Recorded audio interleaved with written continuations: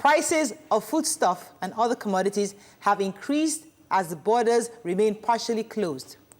This as a result of joint security exercise conducted by the Customs, Immigration and other security outfits aimed at securing Nigeria's borders. What are your thoughts on this?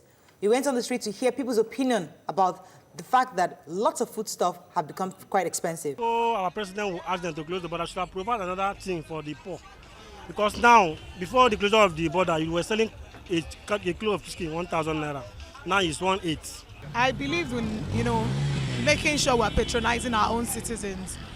And I really don't think it's rocket science for us to have these chickens produced here in Nigeria. We have a lot of places we can do these things, but then the government just needs to empower people. It has affected a lot of things. Even my husband's business, it has affected it.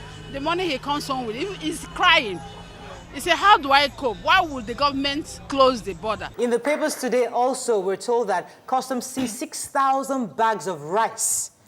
So obviously smuggling is a big issue. Joining us on the phone is the Public Relations Officer of the Nigeria Customs, Mr. Joseph Atta. Good morning, sir. Yeah, good morning. It's my pleasure to be on your show. Yes, good to have you. Now, we know a few weeks ago the border, we thought it was partially closed, but now we're being told it's been actually closed fully. Is that correct? No, it's partially closed to the extent that individuals can go in and, can come in and go out with valid papers. Oh, great. Now, the issue of the fact that goods are being smuggled in, and we understand the objectives of the customs of trying to stop foreign goods from smuggling into our country. However, this has spiraled into an increase in these commodities. What can we do, or what are you doing to ensure that at least Nigerian businesses who are even in, Nigerian businesses are properly encouraged and not discouraged by this shutting down of the border?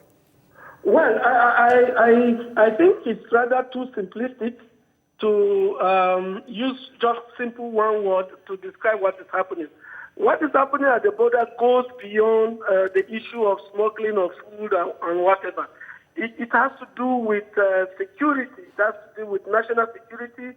We are talking about setting our acts and our state of preparedness against trans-border crimes and criminalities, such as terrorism, arms and ammunition trafficking, drug trafficking, and all that, things that can negatively impact on our economy and our security. How easy has it been for the customs and the immigration officers? Because I hear that some smugglers are still finding loopholes. Well, before this exercise, it is this very thing you are talking, the issue of people passing or taking advantage of the porous border.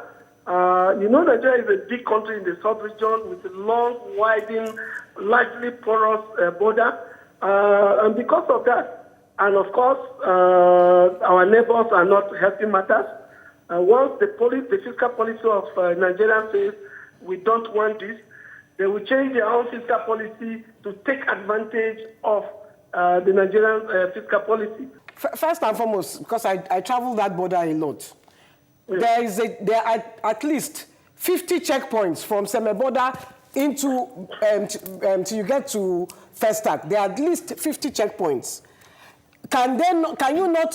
What are those people doing? Those security officials? You have immigration, you have customs, you have everybody there harassing motorists as you are going. Closing the border is making life, is disturbing the life of the citizens. Okay. Once you are talking about checkpoints, you are narrowing your question to only the approved route. It is the activities that take place in this approved route that appears to encourage some of these checkpoints you are talking about. Mr. Atta, I want to ask you this question. Do you feel this is the most intelligent way to go about securing Nigeria? Because there are many other countries that have gone through challenges like this, and they didn't have to shut borders and inconvenience their citizens to do it. The issue of border porosity has always been the fact that custom officials there are a few corrupt ones there that allow these smuggled things go through. So is it not better for you to take out the corrupt ones that now shut the border? It's like saying that they are stealing from banks. Banks now closed down. Or because your head is paining you, you cut off the head. Because the impact is on Nigerian people's pockets. The cost is high. you mean there? Okay. I like your question. I must point out that there are always ways that things can be better. Now, let me tell you, there's no nation in this world, not even the most developed America, that could beat its chest and say, look, there's no cases of smuggling. Otherwise, we've been hearing Donald Trump talking about building walls. So there's always a challenge in border management. We should. Why don't we build our own wall? I hope I'll be. Yes, I agree with you. There will always be better ways of doing things as strategies change, as even the criminal change their strategies. Of course, managers of security will also think of ways of managing these issues.